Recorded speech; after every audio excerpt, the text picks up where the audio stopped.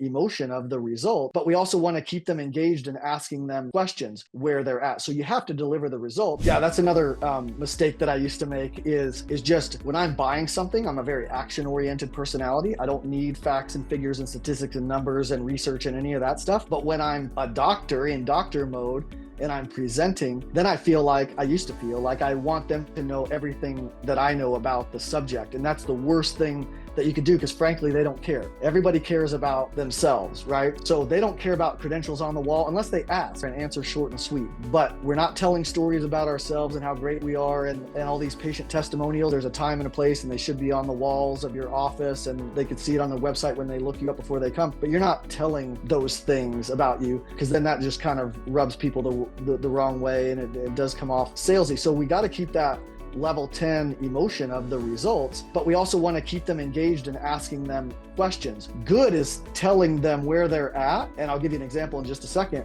but better is asking them where they're at. So you have to deliver the results. So if we're talking about like a neuropathy case, and tone is very important, right? So you don't want to be monotone. You want to have voice inflection, speed, pace, pauses, things like that. So you don't want to just say, well, so let me go over the results here.